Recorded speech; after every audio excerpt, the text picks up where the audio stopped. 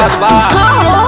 प्यार कइले बड़ा तो निभावे पड़ी, सुना डैडी से आके बतियावे पड़ी, फॉलो करे पड़ी अनुशासन।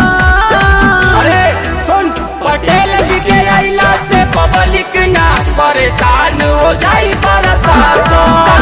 दुनियान जी के आइला से पब्लिक ना परेशान हो जाई प्रशासन। धुआं धुआं कर दे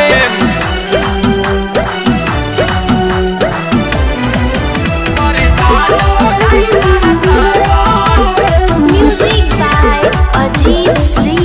गुंडा हवा की मवाली हवा, की नेतन के करे बवाली हवा।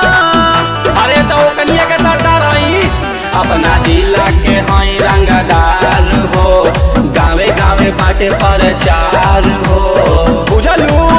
जहाँ कहेम लगाओ आके आसन। हाँ तो सुना, पटेल जी के आइला से पब्लिक ना परेशान हो जाई प्रशासन।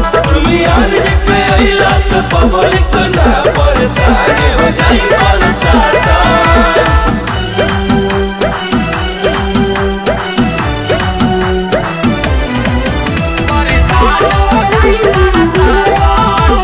Music by Ajit Shri. अरे ओ सत्यम तू सुपर बड़ा, बॉलीवुड साउथ से ऊपर बड़ा। हाँ तो ठीक है जना तारू। अरे सगरो बाटे सरकार हो, केहू देना पावे टक्कर हमार हो।